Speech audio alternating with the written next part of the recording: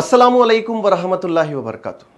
రబ్బిష్రహ్లీ సద్రి యస్రిలి అమ్రి వహలుల్ ఉక్దతం మిల్లిసాని యఫ్ఖౌ ఖౌలి. దీని అర్థం, నేను చెప్పబోయే ఈ మాటలు ప్రతి ఒక్కరికి కూడా, ముఖ్యంగా ముస్లిం సోదరులకు ఖచ్చితంగా అర్థం చేసుకొని ఆలోచించగల శక్తి ఆ దేవుడు ప్రసాదించాలని చెప్పి నేను ఆ దువా చదవడం జరిగింది. ఇంత క్లుప్తంగా ఎందుకు ఇది చెప్పడం జరుగుతుందంటే, ముఖ్యంగా ప్రస్తుతం మనం చూస్తుంటే ఎక్కడ చూసినా కూడా మైనారిటీలపై అందరికీ ఎక్కడ లేని ప్రేమ వచ్చేసింది. అందరికీ వచ్చేసింది మైనారిటీల మీద ప్రేమ. అదేమంటారు, ఒక సామెత ఉంది, సవితి తల్లికి ప్రేమ వస్తేనంట వెన్నెల్లో కూర్చోబెట్టి పిల్లలకి పేలు కొట్టిందంట. అట్ట మన వైఎస్ఆర్సీపీకి జగన్మోహన్ రెడ్డి అండ్ కోకు మైనారిటీల మీద ఎక్కడ లేని ప్రేమ కనబరుస్తున్నారు. మైనారిటీల మీద. ఎందుకు ఈ మాట చెప్తున్నానంటే, ఫస్ట్ ఆఫ్ ఆల్ అసలు ఏం జరిగింది, ఎందుకు ఇలా నేను చెప్పడానికి గల కారణాలు ఏంటి అన్నది ఒకసారి ఒక వీడియో చూపిస్తాను. ఆ వీడియో తర్వాత మీకు క్లుప్తంగా ప్రతి ఒక్క అంశాన్ని కూడా నేను అంశం టు అంశం, అంటే విషయం టు విషయం, ప్రతి ఒక్కటి క్లుప్తంగా నేను చెప్తాను. ఫస్ట్ ఈ వీడియో చూడండి.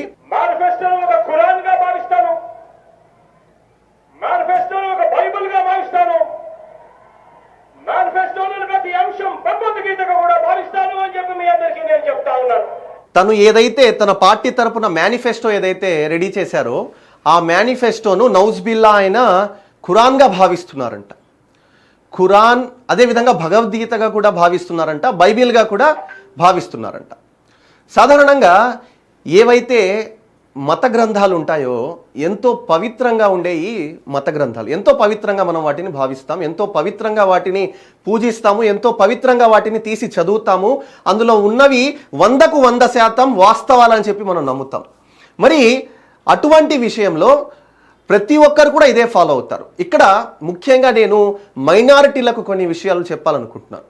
మైనారిటీలు మేల్కోండి అన్న మాట ఇక్కడ ఎందుకు రాయడం జరిగిందంటే, జగన్మోహన్ రెడ్డి మేనిఫెస్టోను ఖురాన్గా భావిస్తా అన్నారు. నౌజ్బిల్లా ఎంత పెద్ద మాట అంటే, అది అందులో ఉండేవి మనం ఏ విధమైన వాటిలో ఉండే ప్రిన్సిపల్స్ని కానీ మనం ఏ విధంగా ఫాలో అవుతాము, అందులో ఉండే వాటిని మనం 100% ఖచ్చితంగా మనం ఫాలో చేయాల్సిన అంశాలు ఫాలో చేస్తాం కూడా. మరి అటువంటి ఒక పవిత్రమైన ఖురాన్ గ్రంథాన్ని జగన్మోహన్ రెడ్డి మేనిఫెస్టోతో పోల్చారు. సంతోషం. పోల్చిన వ్యక్తి ఏం చేశాడు, పోల్చినప్పుడు అంటే నువ్వు మత గ్రంథాలలో ఉండే వాటికి నువ్వు విలువ ఇచ్చేవాడివైతే నువ్వు ఎంత శాతం నువ్వు చెప్పిన మేనిఫెస్టోలో చెప్పిన అంశాలను నువ్వు పూర్తి చేశావు. ఇక్కడ ముఖ్యంగా మైనారిటీల అంశాన్ని నేను మాట్లాడతాను. మైనారిటీలకు నువ్వేం చేశావు? ₹1,00,000 దుల్హన్ పథకంకి ఇస్తానన్నావు. ₹1,00,000 దుల్హన్ పథకానికి నువ్వు ఇస్తామని చెప్పి 2015 ఏప్రిల్ 29న జీవో నెంబర్ 67 తెలుగుదేశం పార్టీ ఏదైతే దుల్హన్ పథకాన్ని గరీబ్ ఆడపిల్లలకు, అంటే ఎవరైతే ఆర్థిక స్తోమత లేని పెళ్లి చేసుకునేందుకు స్తోమత లేని ఆడపిల్లలకు తెలుగుదేశం పార్టీ హయాంలో చంద్రబాబు నాయుడు గారు ఏదైతే ఆ దుల్హన్ పథకాన్ని పెట్టారో ఆ దుల్హన్ పథకం కింద ₹50,000 తెలుగుదేశం పార్టీ హయాంలో ప్రతి ఒక్కరికి కూడా ఇచ్చుకుంటూ వచ్చారు. అయితే దాదాపు 40,000 మందికి ఈ దుల్హన్ పథకం అనేది 200 కోట్ల రూపాయలతో ఆనాడు 2015 నుంచి 19 వరకు కూడా తెలుగుదేశం పార్టీ హయాంలో ఇచ్చుకుంటూ వచ్చారు. Okay, right. 2019లో వైఎస్ఆర్సీపీ అధికారంలోకి వచ్చింది. ఏం చెప్పావు? 50,000 తీసేసి ₹1,00,000 ఇస్తానన్న జగన్మోహన్ రెడ్డి ఆ ₹1,00,000 విషయంలో సెప్టెంబర్ 9వ నెల ఏదైతే 2019 9వ నెల నువ్వు జగన్మోహన్ రెడ్డి ఏం చేశాడు? జీవో నెంబర్ 105 కింద దాన్ని వైఎస్ఆర్ కళ్యాణ పథకం కింద పేరు మార్చి అది 2020 ఏప్రిల్ 4 నుంచి ప్రారంభమవుతుందని చెప్పి జగన్మోహన్ రెడ్డి చెప్పి ఏం చేశాడు? 3 సంవత్సరాల వరకు దాని ఊసే లేదు. 3 సంవత్సరాల వరకు దాని ఊసు లేకపోతే ఎప్పుడైతే హైకోర్టు ముట్టిక్కాయలు వేసిందో, ఎప్పుడైతే కోర్టు ముట్టిక్కాయలు వేసిందో అప్పుడు నామమాత్రంగా జస్ట్ కొద్ది మందికి మాత్రమే ఈ పథకాన్ని జగన్మోహన్ రెడ్డి 5,000 మందికి మాత్రమే ఈ పథకాన్ని అందజేసి చేతులు దులుపుకున్నారు. ఎన్నో ఆంక్షలు పెట్టాడు దానికి సంబంధించి. 10th క్లాస్ చదివి ఉండాలంట, ఖచ్చితంగా ఈ ఆంక్షల్లో నెగ్గితేనే ఆయన దుల్హన్ పథకాన్ని ఇస్తారు. ఇది మైనారిటీలను వంచడం కాదా? ముఖ్యంగా నువ్వు ఖురాన్తో పోల్చావు. ఖురాన్తో నువ్వు జగన్మోహన్ రెడ్డి ఇది పోల్చినప్పుడు, ఆ పవిత్ర గ్రంథంతో నువ్వు పోల్చినప్పుడు నువ్వు చెప్పింది చెయ్యాలా వద్దా? ఇది మైనారిటీలు, వైఎస్ఆర్సీపీలో ఉండే మైనారిటీలు ఇది ఆలోచించరా? ఎంతసేపు 4% reservation, 4% reservation, 4% reservation, right? 4% reservation గురించే మనం మాట్లాడతాం. 4% రిజర్వేషన్ గురించి మనం మాట్లాడే ముందు 4% రిజర్వేషన్ 2004 నుంచి 9 హయాంలో అది పెట్టినా, దాన్ని చంద్రబాబు నాయుడు 2014 నుంచి 19 వరకు ఎన్డీఏ కూటమిలో ఉన్నప్పుడు దానిని కొనసాగిస్తూ వచ్చారు. అదే సమయంలో ఆర్ కృష్ణయ్య అనే వ్యక్తి సుప్రీంకోర్టులో వెళ్ళి ఈ పథకాన్ని రద్దు చేయండి అని చెప్పి ఆర్ కృష్ణయ్య అనే వ్యక్తి వెళ్ళినప్పుడు, నువ్వు జగన్మోహన్ రెడ్డి అన్న వ్యక్తి ముస్లిం పక్షపాతి అయినప్పుడు ఏం చెయ్యాలి? దాన్ని సమర్థించాలా, వ్యతిరేకించాలా? తెలుగుదేశం పార్టీ ఏం చేసింది? వెళ్ళి అక్కడ సుప్రీంకోర్టులో ఇక్కడ నుంచి లాయర్లను పంపించి వీళ్ళ ఖర్చులకు ఇచ్చి, లాయర్ ఖర్చులకు ఇచ్చి ఆ 4% రిజర్వేషన్ ఏదైతే ఉందో ఆ రిజర్వేషన్ను రద్దు చేయవద్దు అని చెప్పి తెలుగుదేశం పార్టీ ముస్లింల పక్షపాతిగా ఆనాడు నిలబడింది. ఇక్కడ పార్టీలకు అతీతంగా మాట్లాడుకుంటే, ఒకవేళ పార్టీలకు అతీతంగా అన్నోన్ వ్యక్తిగా మనం మాట్లాడితే కనుక తెలుగుదేశం పార్టీ చేసింది ఆనాడు మైనారిటీలకు 100%, 100కు 100% రైట్. ఎందుకంటే మన వైపు నిలబడి ఆర్ కృష్ణయ్య అనే వ్యక్తి ఏదైతే అక్కడ హైకోర్టులో, సుప్రీంకోర్టులో పిటిషన్ వేశారో రద్దు చేయండి ఈ 4% రిజర్వేషన్ అని, ఆ సమయంలో చంద్రబాబు నాయుడు ఎవరైతే అప్పుడు సీఎంగా ఉన్నారో ఇక్కడ నుంచి లాయర్లను అక్కడికి పంపించి జస్ట్ అటెండ్ అవ్వండి చాలు, 5 లక్షల రూపాయలు లాయర్కు ఇస్తామని చెప్పి కూడా ఇక్కడ నుంచి లాయర్ను పంపించి అక్కడ 5 సంవత్సరాల పాటు కొనసాగించిన వ్యక్తి చంద్రబాబు నాయుడు. సరే, అక్కడికి ఈ 4% రిజర్వేషన్ గురించి చంద్రబాబు నాయుడు అయిందా? కాదు. 2019లో వైఎస్ జగన్మోహన్ రెడ్డి అధికారంలోకి వచ్చారు. వచ్చిన తర్వాత రీసెంట్గా సంవత్సరం క్రితం ఎమ్మెల్సీ రాజ్యసభకు ఏవైతే అభ్యర్థులను ఎంపిక విషయంలో అదే ఆర్ కృష్ణయ్యను, అదే ముస్లిం ద్రోహి ఆర్ కృష్ణయ్యను, అదే మైనారిటీల ద్రోహి ఆర్ కృష్ణయ్యను జగన్మోహన్ రెడ్డి ఏం చేశారు? తీసుకువెళ్ళి రాజ్యసభలో కూర్చోబెట్టారు. ఒకటి ఆర్ కృష్ణయ్య తెలంగాణ వ్యక్తి, 2 ముస్లింల రిజర్వేషన్ రద్దు చేయమన్న వ్యక్తి. మరి అటువంటి వ్యక్తిని జగన్మోహన్ రెడ్డి తీసుకుని వెళ్ళి ఎక్కడ కూర్చోబెట్టారు? రాజ్యసభలో కూర్చోబెట్టారు. వైఎస్ఆర్సీపీ తరపున, ఆంధ్రప్రదేశ్ తరపున. ఈ మైనారిటీలు ఎవరైతే వైఎస్ఆర్ కాంగ్రెస్ పార్టీలో ఉన్నారో కనీసం కొంతైనా ఆలోచించే శక్తి ఒకవేళ మైనారిటీలకు ఉంటే, అందుకే నేను దువా చదివాను. అయితే ఈ మైనారిటీలు ముఖ్యంగా చెప్పేది ఏంటంటే జగన్మోహన్ రెడ్డి ముస్లింలకి ఏదో చేసేసారన్న అని చెప్పుకుంటూ వస్తున్నారు. మనము జస్ట్ 5 పథకాల గురించే మాట్లాడదాం. 1985లో మొట్టమొదటగా ముస్లిం మైనారిటీ ఫినాన్స్ కార్పొరేషన్ ఏర్పాటు చేసింది తెలుగుదేశం పార్టీ. అప్పటి ముఖ్యమంత్రి రామారావు ఏర్పాటు చేశారు. మొట్టమొదటగా 1985లోనే ఆయన ఏర్పాటు చేశారు. మరి ఇటువంటి సందర్భంలో అదేవిధంగా ఒక్క మైనారిటీ కార్పొరేషనే కాదు, అటువంటి పథకాలు హజ్ హౌసెస్ ఎవరు ఏర్పాటు చేశారు? తెలుగుదేశం పార్టీ హయాంలో హజ్ హౌసెస్ అనేవి ఏర్పాటు చేసి మక్కాకు ప్రతి ముస్లిం కూడా తన జీవితంలో ఒక్కసారైనా సందర్శించవలసిన ఎంతో పవిత్రమైన ప్రదేశం మక్కా. అటువంటి ప్రదేశానికి మొట్టమొదటగా ఆర్థిక సాయం అందించిన పార్టీ ఏదైనా ఉందంటే తెలుగుదేశం పార్టీ. ఇక్కడ మనకు పార్టీలతో సంబంధం లేదనుకుంటే ఒక వ్యక్తిగా, ఒక న్యూట్రల్ పర్సన్గా నన్ను లేదా ప్రజలు ఏదైనా ఆలోచించేటప్పుడు ఎవరు చేశారు ఈ పని అంటే అదొక తెలుగుదేశం పార్టీ చేసింది. అప్పుడు అదేవిధంగా ఉర్దూ యూనివర్సిటీస్ పెట్టిన ఘనత చంద్రబాబు నాయుడుది. అదేవిధంగా దుల్హన్ పథకం పెట్టిన ఘనత తెలుగుదేశం పార్టీది. అదేవిధంగా దుకాన్ మకాన్ అండి, ప్రతి సంవత్సరం కూడా 1000 మందికి, ప్రతి సంవత్సరం కూడా 1000 మందిని గ్రామీణాల్లోంచి కానీ పట్టణాల్లోంచి కానీ రూరల్ నుంచి కానీ 1000 మందిని చూస్ చేసుకొని వాళ్లకు ఇంటితో పాటు వ్యాపారం చేసుకునేందుకు కూడా ఆ దుకాణాలను ఏర్పాటు చేయాలన్న ఉద్దేశంతో దుకాన్ మకాన్ అనే ఒక స్కీమ్ పెట్టింది. ఇటువంటి చెప్పుకుంటూ పోతే దాదాపు మైనారిటీలకు చేసింది తెలుగుదేశం పార్టీ 10 సంక్షేమ పథకాలు ఉన్నాయి. అయితే ఎవరైతే వైఎస్ఆర్సీపీలో మన మైనారిటీలు ఉన్నారో ఈ మైనారిటీలు కనీసం అర్థం చేసుకోగలిగితే కనుక వైఎస్ఆర్సీపీకి ఇప్పటికిప్పుడే వాళ్ళు బాయ్ బాయ్ చెప్పి పక్కకు వచ్చే పరిస్థితి. వాళ్ళకి చెప్పే వాళ్ళు లేరేమో అనుకుంటున్నాను నేను. బహుశా వీళ్లకు ఇంత డెప్త్గా తెలియదు అనుకుంటున్నాను నేను. బహుశా ఒకవేళ తెలిస్తే మాత్రం వైఎస్ఆర్సీపీని ఖచ్చితంగా తిరస్కరిస్తారని చెప్తున్నాను రాష్ట్రంలో. అదేవిధంగా జగన్మోహన్ రెడ్డి ప్రత్యేకంగా మైనారిటీలకు చేసింది ఏమీ లేదు.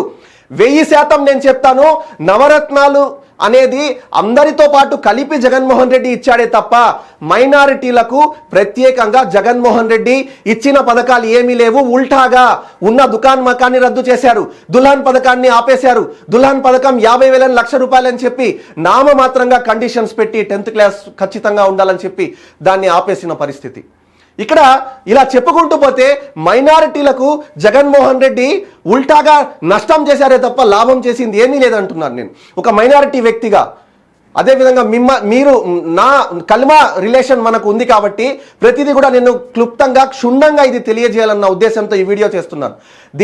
ఎక్కువ ఈ ప్రస్తుతం ఇన్ని సంవత్సరాలు ఏవైతే ఈ ప్రభుత్వంలో జరిగాయో, ఇన్ని సంవత్సరాలు ప్రభుత్వంలో గొంతెత్తితే అరెస్టులు, గొంతెత్తితే బెదిరింపులు, గొంతెత్తితే వాళ్ళను ఏదో ఒక విధంగా ఇబ్బంది పెట్టడం, అరాచకాలు చేయడం, ఇవే జరుగుతున్నాయి. కానీ ఇప్పటికైనా సరే ఎవరో ఒకరు గొంతు విప్పకపోతే, ఎవరో ఒకరు మాట్లాడకపోతే పబ్లిక్ మైనారిటీలు ముఖ్యంగా మోసపోయే పరిస్థితి ఉంది. కాబట్టి ఎట్టి పరిస్థితుల్లో కూడా ఇటువంటి పరిస్థితి రాకూడదు. నెక్స్ట్ టైం వైఎస్ఆర్సీపీ ఎట్టి పరిస్థితుల్లో ఆంధ్రప్రదేశ్లోకి రాకూడదు అన్న విషయాన్ని ఇక్కడ ఖచ్చితంగా నేను తేట తెల్లం చేసేందుకు ఈ వీడియో చేయడం జరుగుతుంది. లెక్కలతో సహా చెప్తాను. ఎవరైనా సిద్ధంగా ఉంటే ఖచ్చితంగా నాతో పాటు డిబేట్కు రావచ్చు. లెక్కలు ప్రతి ఒక్క రూపాయి లెక్క చూపగలను. ప్రతి మైనారిటీలకు ముఖ్యంగా జరిగిన ప్రతి ఒక్క రూపాయి కూడా ఇక్కడ చెప్పగలము. జగన్మోహన్ రెడ్డి నవరత్నాల పేరుతో అందరికీ ఇచ్చినట్టే మైనారిటీలకు కూడా ఇచ్చాడే తప్ప మైనారిటీలకు ప్రత్యేకంగా చేసింది ఏమీ లేదు. ఇక్కడ మైనారిటీలు మరొక విషయం ముఖ్యంగా గుర్తుపెట్టుకోవాలి. మైనారిటీలు చెప్పేది ఏంటంటే మాకు हमारे आदमी को सीएम दिए, हमारे आदमी को डिप्यूटी सीएम दिए क्या, हमारे आदमी को और एक दिए क्या, हमारे आदमी को कॉर्पोरेटर दिए क्या, हमारे आदमी को एमएलए दिए क्या.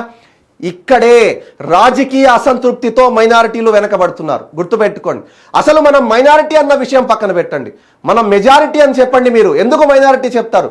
ఎప్పుడో దేశం విడిపోయినప్పుడు అతి కొద్ది మంది మాత్రమే ఉన్నప్పుడు అప్పటి రాజ్యాంగంలో మైనారిటీలుగా మనల్ని పరిగణించారు. ఇప్పుడు మైనారిటీలని మనం చెప్పుకోవాల్సిన అవసరం ఏముంది? దాదాపు 30 కోట్లకు పైచులకు ఉన్నప్పుడు మనం మైనారిటీ అవ్వము అన్న మీరు ఆలోచన ఎప్పుడైతే క్రియేట్ అవుతుందో అప్పుడు మనకు ఈ సీట్ల విషయంలో అందరికీ వచ్చినట్టు వస్తాయి.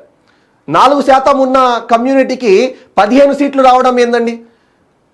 30% మంది ఉన్న మైనారిటీలు అని చెప్పి పేరు పెట్టి మైనారిటీలు ఎప్పుడైతే మీరు విడిగా వీళ్ళను మనల్ని విడిగా ఎప్పుడైతే మీరు పరిగణించుకుంటారో వాళ్ళు కూడా మనల్ని విడిగా పరిగణిస్తూ ఉంటారు. ఎక్కడ ముఖ్యంగా సరే టాపిక్ డైవర్ట్ అవ్వకూడదు కాబట్టి ఈ రాజకీయ అసంతృప్తి ఏదైతే ఉందో ఈ రాజకీయ అసంతృప్తి పక్కన పెట్టి మైనారిటీలు ఏ విధమైనటువంటి పథకాలతో బాగుపడతారు, మైనారిటీలకు ఆర్థిక అభివృద్ధి చేయడంలో కానీ తమ జీవన ప్రమాణాలను పెంచే విషయంలో కానీ తెలుగుదేశం పార్టీ ఏం చేసిందన్నది నేను క్లుప్తంగా చూపిస్తాను. ప్రతి ఒక్కటి కూడా అందరూ అర్థం చేసుకోగలరని చెప్పి నేను కోరుతున్నాను. ఒకసారి మనం మైనారిటీలు ఏం చేసామన్నది విందాం. ఒకసారి 1985లో మైనారిటీ ఫినాన్స్ కార్పొరేషన్ అన్నది తెలుగుదేశం పార్టీ హయాంలో ఈ మైనారిటీ ఫినాన్స్ కార్పొరేషన్ అనేది ఏర్పాటు చేయడం జరిగింది.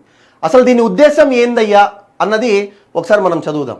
మైనారిటీల జీవన ప్రమాణాలు పెంచేందుకు స్వయం ఉపాధి కోసం మైనారిటీ ఫైనాన్స్ కార్పొరేషన్ను 1985లో తెలుగుదేశం పార్టీ ప్రభుత్వం ఏర్పాటు చేసింది.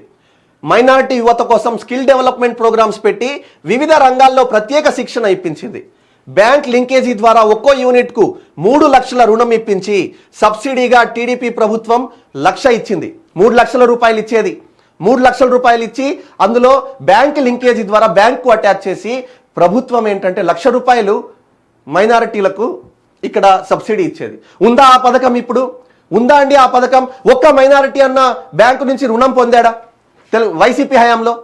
కనీసం మైనారిటీలు ఆలోచించగలిగే శక్తి ఉందా మైనారిటీలకు?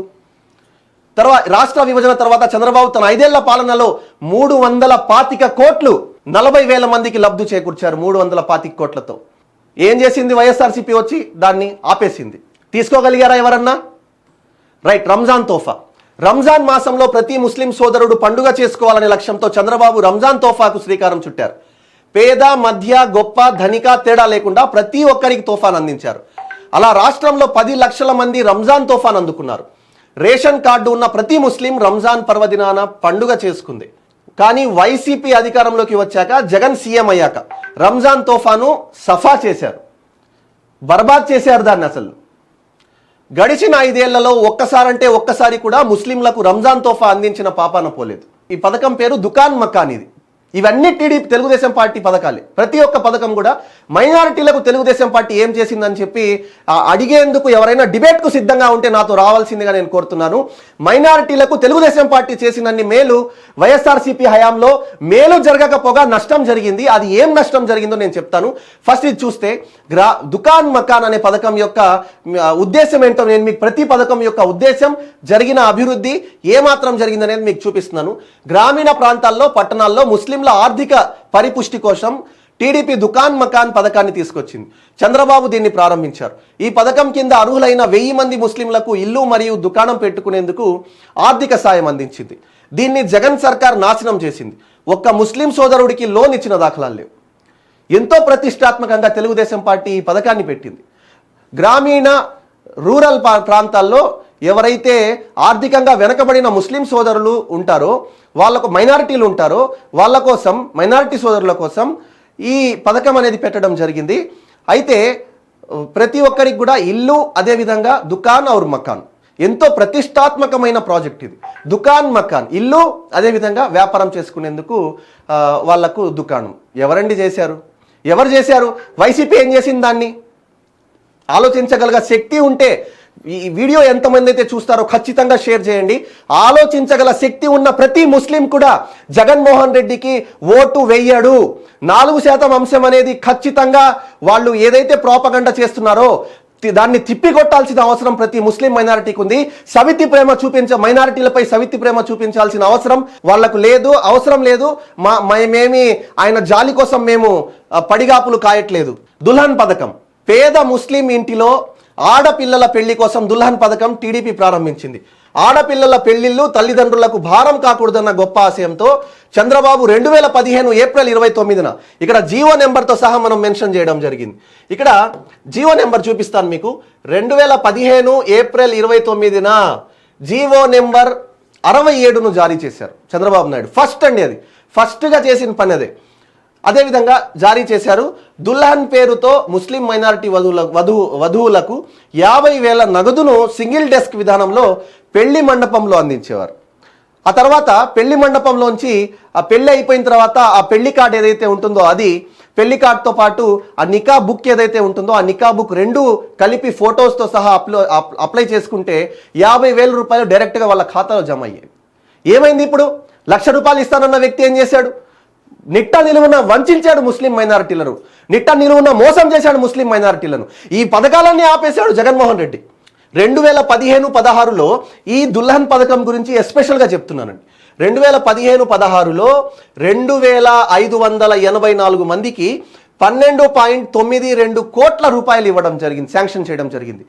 మైనారిటీలకు, నా మైనారిటీలు అన్న మాట ఏదైతే ఉందో, ఈ సభల్లో ఏదైతే నా మైనారిటీలు, నా అక్క చెల్లెమ్మలు, నా ఏదైతే నా ఎస్సీ ఎస్టీలు, నా బీసీలు అని చెప్పి ఏదైతే జగన్మోహన్ రెడ్డి ఊకదంపుడు ఉపన్యాసాలు చెప్తుంటారో, ఆ ఊకదంపుడు ఉపన్యాసాలు మాటలకే పరిమితం.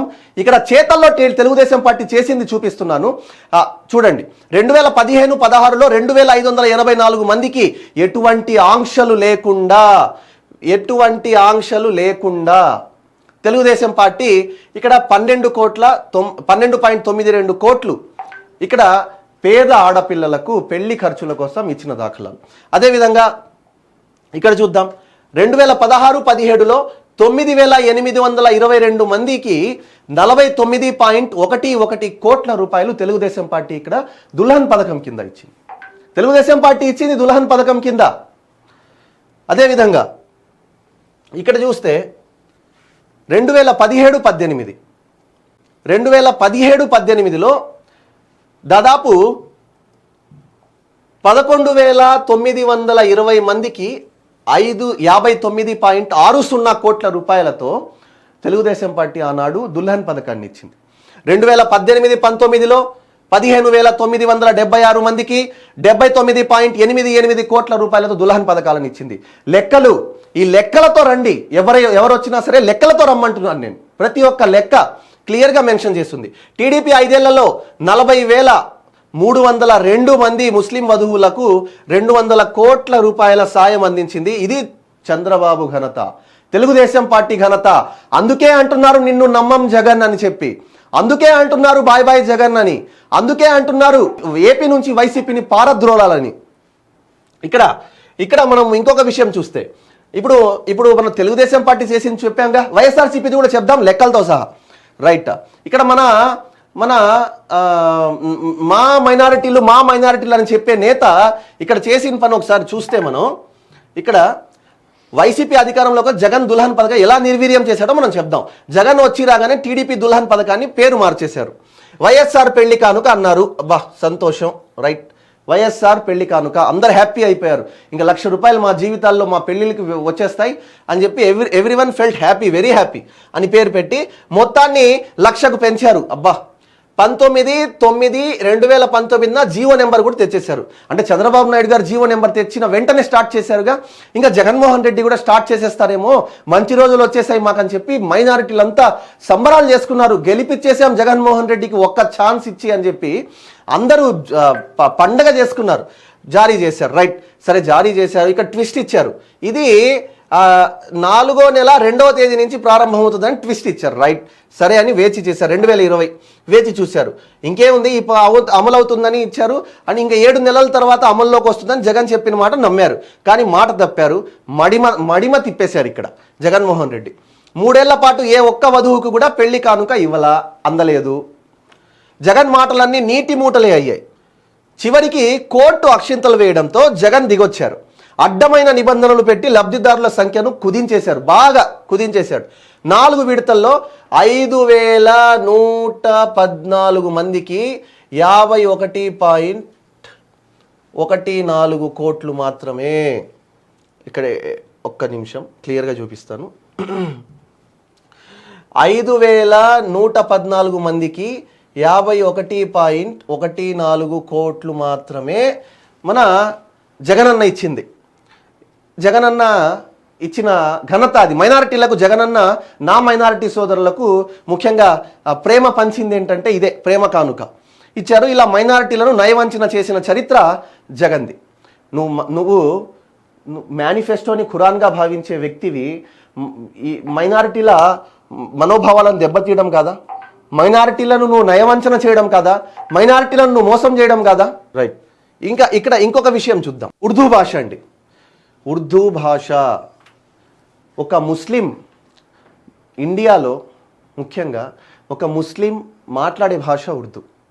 మనకు దేశ భాష హిందీ కాకపోతే ముస్లింకు ఈ ఉర్దూ అన్నది కంపల్సరీగా మేము మాట్లాడుకునే భాష. మాకు ఇళ్లలో మేము ఇంట్లో మాట్లాడుకునే భాష.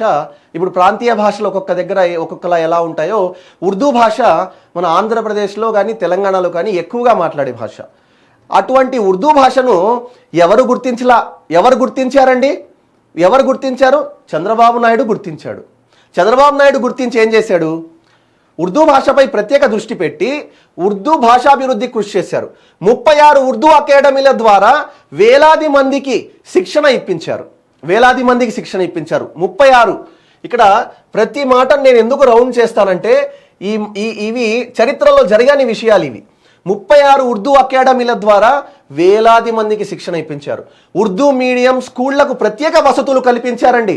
మైనారిటీల మీద ప్రేమ ఉండేది ఎవరికండి? మైనారిటీల ద్రోహి ఎవరు? మైనారిటీల దోస్త్ ఎవరు?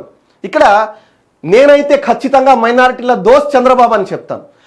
చంద్రబాబు ఎప్పుడు ఇప్పటికి 2 సార్లు ఎన్డీఏ కూటమితో చంద్రబాబు ఉన్నప్పుడు ఆంధ్రప్రదేశ్లో ఎక్కడ కూడా మైనారిటీలపై ఎటువంటి అఘాయిత్యాలు జరగలేదు, మైనారిటీలపై ఎటువంటి అరాచకాలు జరగలేదు, మైనారిటీలపై ఎటువంటి దారుణాలు జరగలేదు. ఏవైతే ఇప్పుడు మనం చూస్తున్నామో దారుణాలు, అబ్దుల్ సలాం కుటుంబం చూడండి, ఒక మిస్బా చూడండి. మీరు అదే విధంగా చూసుకుంటే నెల్లూరు కానీ పల్నాడు జిల్లాలో కానీ ప్రతి ఒక్క జిల్లాలో ఉదంతాలు చెప్పుకోపోతే అది పూర్తి ఒక పెద్ద డాక్యుమెంటరీ అవుతుంది. నెక్స్ట్ వీడియోలో చెప్తాను అది.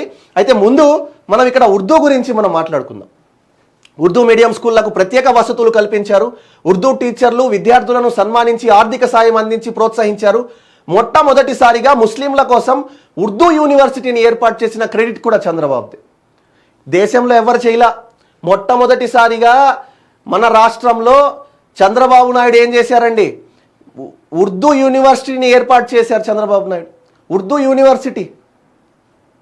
యూనివర్సిటీని ఏర్పాటు చేశారు చంద్రబాబు నాయుడు గారు.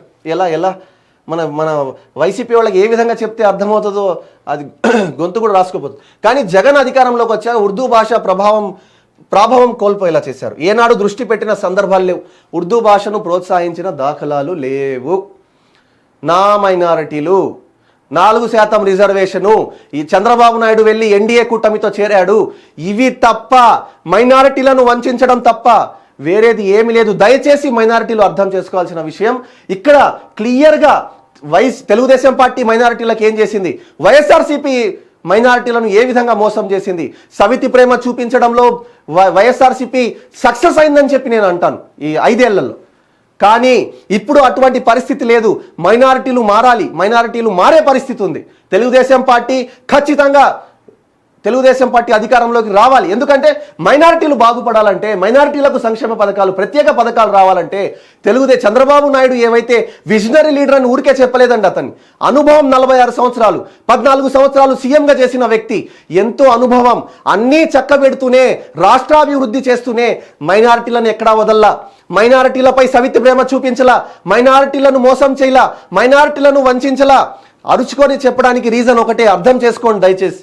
మైనారిటీలకు జగన్మోహన్ రెడ్డి ఏ మాటలు చెప్పి పవిత్ర గ్రంథమైన మన ఖురాన్తో పోల్చి మనల్ని నయవంచన చేసిన వ్యక్తిని ఈ 2024 ఎలక్షన్లో మైనారిటీలు ఏ విధంగా అతనికి మద్దతు ఇస్తారు? 7 సీట్లు ఇస్తే సరిపోతుందా? మైనారిటీలను పట్టించుకోవాల్సిన అవసరం లేదా?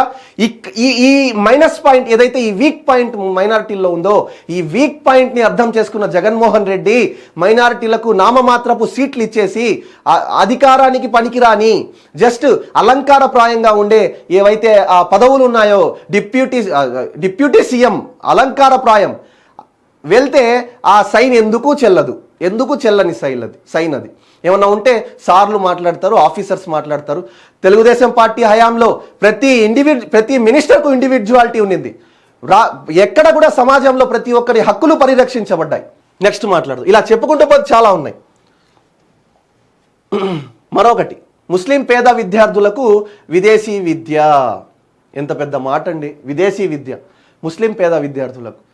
ఎవరైతే ఇక్కడ హయ్యర్ స్టడీస్ చేయలేక చాలామంది, ఎంతోమంది మైనారిటీలు, ముఖ్యంగా ఒకవేళ మనం ఎగ్జాంపుల్గా తీసుకుంటే కనుక చాలా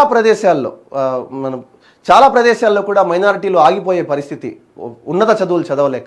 అటువంటి వ్యక్తులను గుర్తించి, అటువంటి స్టూడెంట్స్ను గుర్తించి చంద్రబాబు నాయుడు పెట్టిన స్కీమ్ ఏంటంటే ఇది ముస్లిం పేద విద్యార్థులకు విదేశీ విద్య. విదేశీ విద్యతో ఏం చేశాడు చంద్రబాబు నాయుడు ఇక్కడ చూద్దాం. ప్రతిభావంతులైన పేద ముస్లిం విద్యార్థులకు అండగా నిలిచి కూడా చంద్రబాబే. ప్రతిభ ఉండి చదువుకునే స్తోమత లేని విద్యార్థులకు నేనున్నానని భరోసా కల్పించారు. విదేశీ విద్యను అభ్యసించేందుకు సహకారం అందించారు. ఇందుకు అవసరమైన సాయాన్ని 10 నుంచి 15 లక్షలకు పెంచారు. 527 మంది పేద విద్యార్థులు చంద్రబాబు హయాంలో లబ్ధి పొందారు. ఎంతండి? అవసరమైన సాయాన్ని 10 లక్షల నుంచి 15 లక్షలకు పెంచారండి. ఎంతమంది అండి? 527 మంది పేద విద్యార్థులు చంద్రబాబు హయాంలో లబ్ధి పొందారు. ఈనాడు ఈ విద్యార్థులు తమ గుండె మీద చేసుకొని చెప్తారు, చంద్రబాబు నాయుడు ఏదైతే ఈ స్కీమ్ ఏదైతే ఉందో, ఒకటి నమ్ముతారండి ముస్లిమ్స్, మైనారిటీస్ అయిన ముస్లిమ్స్ ముఖ్యంగా ఏం నమ్ముతారంటే ప్రతిదీ కూడా జరిగేది పైన ఆజ్ఞ నుంచే జరుగుతుంది, అల్లాహ్ ఆజ్ఞ నుంచే జరుగుతుంది అంటారు. అయితే ఆ అల్లాహ్ ఏ విధంగా అయితే తమ పనులను దూతల ద్వారా చేయిస్తారో, తమ పనులను ఒక జరియా క్రియేట్ చేసి జరిపిస్తారో, ఆ జరియా ఇక్కడ చంద్రబాబు నాయుడు అయ్యాడు. ఆ జరియా చంద్రబాబు నాయుడు అయ్యి ఇక్కడ అల్లాహ్ సుబ్హానహు వ తఆలా ఏదైతే ఆయన ఆలోచనను మెదడులో వేశాడో, ఆ ఆలోచనను ఇక్కడ 10 నుంచి 15 లక్షలకు పెంచడం కూడా ఆయన ఈ స్కీమ్స్ అన్నీ కూడా ఆయన మెదడులో రావడం జరిగింది. మైనారిటీలకు ముఖ్యంగా ఆ మైనారిటీలపై ఆయన ఆ ప్రేమ ఏదైతే చూపిస్తారో ఆ ప్రేమ ఒక జరియాగా రావడం జరిగిందని చెప్పి నేను అనుకుంటాను. ప్రతి ఏటా హయాంలో లబ్ధి పొందారు. ఇందుకోసం ఆయన 48.98 కోట్లు వెచ్చించారు. ఏటా 1.35 లక్షల మంది ముస్లిం విద్యార్థులకు పోస్ట్ మెట్రిక్ ఏటా 1.35 లక్షల మంది ముస్లిం విద్యార్థులకు పోస్ట్ మెట్రిక్ స్కాలర్షిప్ల కోసం 2,285 కోట్ల వ్యయాన్ని వెచ్చించారు మైనారిటీ విద్యార్థులకు. తర్వాత ఇక్కడ మసీదులు, ఈద్గాల కోసం నిధులు. టీడీపీ హయాంలో మన నవ్యాంధ్రలో 3,500 ముస్లిం ప్రార్థనా స్థలాలు, 1,365 మసీదులు, 316 దర్గాలు, 66 ఈద్గాలు, 164 ముస్లిం ప్రార్థనా మందిరాల మరమ్మతులకు భారీగా నిధులు మంజూరయ్యాయి.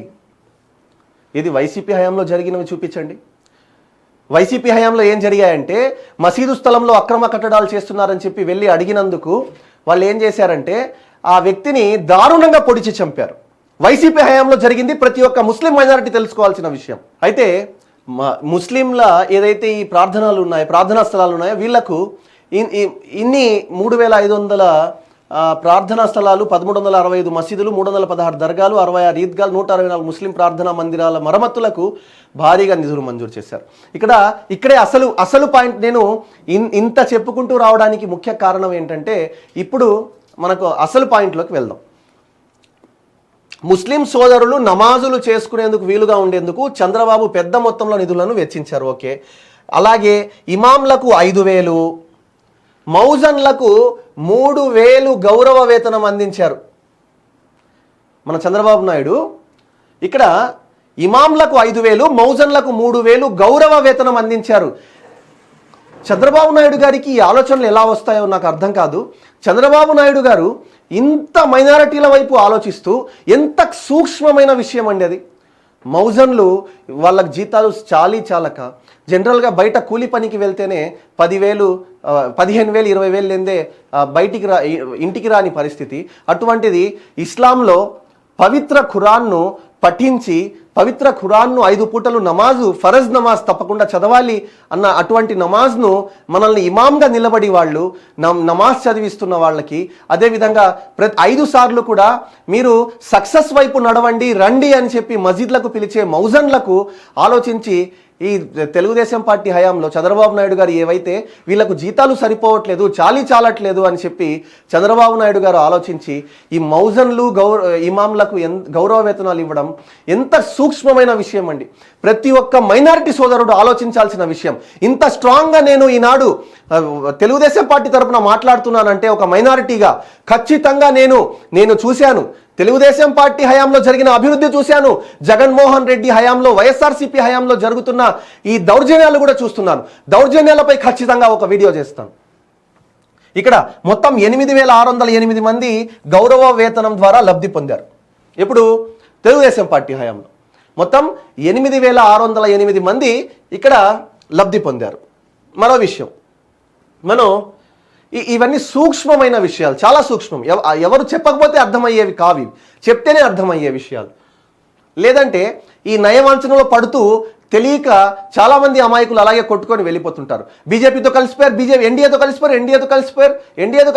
ఎన్డీఏతో ఇప్పుడు కాదండి కలిసేది, గతంలో 2 సార్లు కలిశారు. 2 సార్లు కలిసినప్పుడు కూడా మైనారిటీలకు ఎక్కడ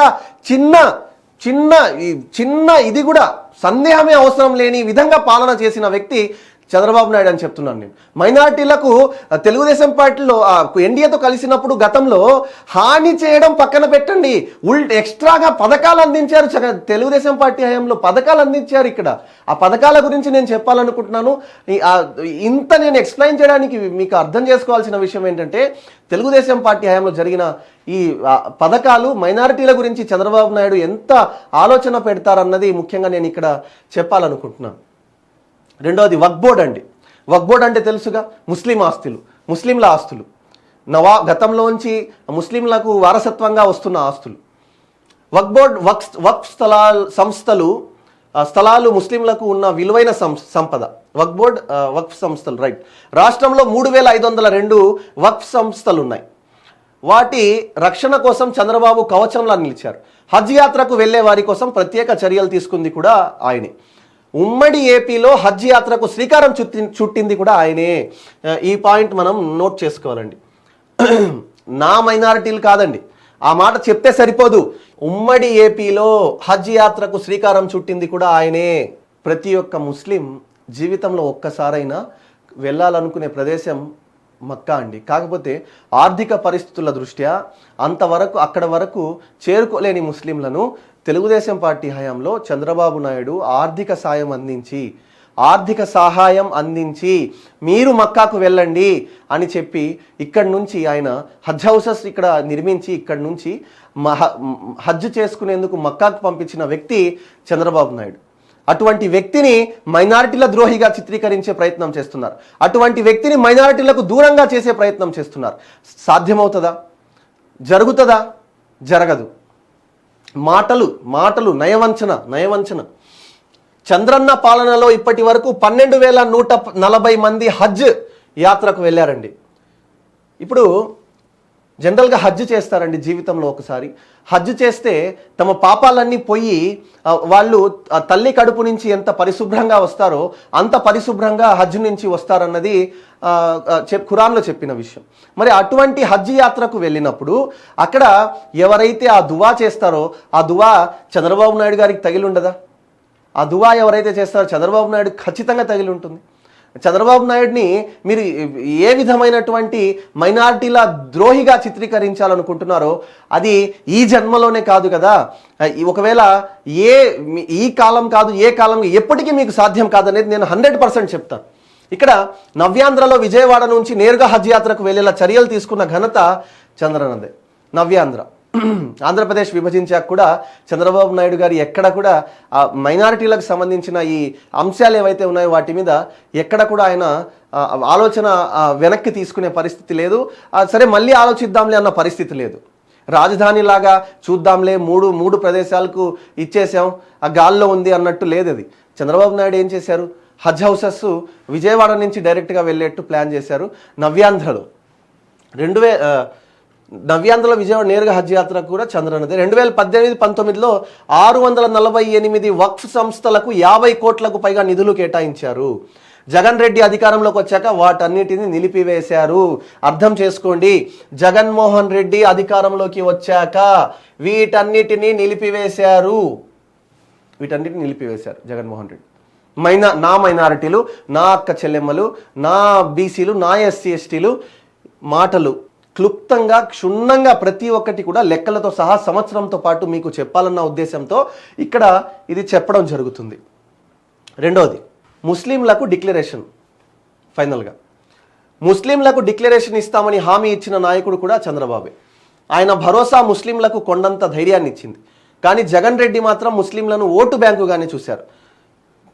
వారి సంక్షేమం కోసం ఏనాడు చర్యలు తీసుకోలేదు. టీడీపీ అమలు చేసిన పథకాలన్నీ రద్దు చేశారు, నిర్వీర్యం చేశారు.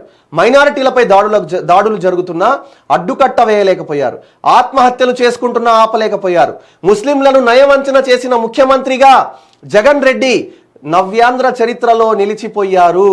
నవ్యాంధ్ర చరిత్రలో జగన్మోహన్ రెడ్డి మైనారిటీలపై దాడులు జరుగుతున్నా ఆపలేని వ్యక్తిగా, ఆపలేని సీఎంగా మాటలకే పరిమితమై నయవంచన పూరితమైన మాటలు చెప్పి వంచనకు గురి చేసి మైనారిటీలను మోసం చేసిన వ్యక్తి జగన్మోహన్ రెడ్డి. ఇంతవరకు ఇంత అరిచి ఇంత మీకు ఎక్స్ప్లెయిన్ చేయడానికి కారణం ఒక్కటే, రాబోయే ఎలక్షన్ అత్యంత కీలకమైనది. ప్రతి ఒక్కరూ కూడా ఆలోచించి ఆచితూచి ఓటు వేయాల్సిన పరిస్థితి. ఏదో తెలుగుదేశం పార్టీ ఎన్డీఏ కూటమిలో చేరిపోయింది, మైనారిటీలు దూరం అవుతారు అని చెప్పి ఏ ప్రచారం అయితే వైఎస్ఆర్సీపీ వాళ్ళు చేస్తున్నారో దీనిని తిప్పికొట్టాల్సిన పరిస్థితి ఖచ్చితంగా ప్రతి ఒక్క మైనారిటీ సోదరుడి పైన ఉంది. ఏదో గుడ్డిగా వైఎస్ఆర్సీపీ ఏదో చెప్పింది, జగన్మోహన్ రెడ్డి చేశాడు, ఏదో చేసేస్తాడు అని చెప్పి జగన్మోహన్ రెడ్డి వైపు మైనారిటీలు వెళ్ళిపోయే పరిస్థితి ఇప్పుడు లేదు. ఎందుకంటే ఒకవేళ ఈ ఎలక్షన్లో తిరిగి కనుక అధికారం ఒక్క ఛాన్స్ అన్నారు, ఇంకొక ఛాన్స్ కనుక ఇస్తే రాష్ట్రం అల్లకల్లోలమే. మైనారిటీలు దేశంలో ఉండేది పక్కన పెడితే రాష్ట్రంలో మైనారిటీలకు భద్రత ఉండదు. మైనారిటీలకు రాష్ట్రంలో ఎట్టి పరిస్థితుల్లో భద్రత ఉండదు. ఖచ్చితంగా ఈ మాట చెప్పగలను నేను. ఎందుకంటే ఇంత నేను మాట్లాడిన వ్యక్తి, ఇంత నేను చెప్తున్నా, ఇంత ఓపెన్గా నేను చెప్తున్నాను. రేపు నా పరిస్థితి ఏంటనేది కూడా ప్రతి ఒక్కరికి కూడా ఖచ్చితంగా నేను ఆలోచించి అన్ని విధాలుగా మీ ముందుకు ఇంత నేను డాక్యుమెంటరీ చూపించి మీకు చెప్పడం జరుగుతుంది. కాబట్టి ప్రతి ఒక్కరు కూడా ఆలోచించి తెలుగుదేశం పార్టీ, జనసేన ఏదైతే కూటమి, ఎన్డీఏ కూటమి, ఇవన్నీ కలిపి కూడా ఆంధ్రప్రదేశ్లో ఇది మొదటిసారి కాదనేది ప్రతి ఒక్క మైనారిటీ కూడా గ్రహించాలి. ప్రతి ఒక్క మైనారిటీ వ్యక్తి కూడా ఇదేదో ఇప్పుడే జరిగిపోయింది, ఇప్పుడే ఇది ఇలా ఎన్డీఏతో జత కట్టేశారన్నది కాదు. గతంలో కూడా 2 సార్లు కూడా ఎన్డీఏతో ఉండడం జరిగింది. అయితే ఎన్డీఏతో ఉన్నా కూడా ఎవరి ఇండివిజువల్ రెస్పెక్ట్ వాళ్లకు ఏ కమ్యూనిటీకైనా సరే తెలుగుదేశం పార్టీ ప్రతి కమ్యూనిటీ కూడా ఇవ్వడం జరిగింది. ఇక్కడ ముఖ్యంగా నేను మైనారిటీ వ్యక్తిగా నా కమ్యూనిటీని నేను నా కమ్యూనిటీకి జరిగిన మేలు ఏ పార్టీలో జరిగిందో ఆ పార్టీ గురించి చెప్పాలని చెప్పి నేను ఇక్కడ ముఖ్యంగా ఈ వీడియో చేయడం జరుగుతుంది. కాబట్టి ప్రతి ఒక్కరు కూడా ఆలోచించి తమ ఓటు అనే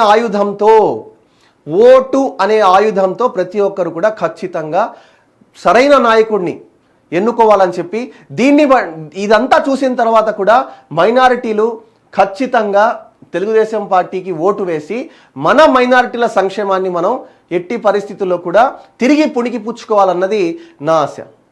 thank you for watching. This is Nizam.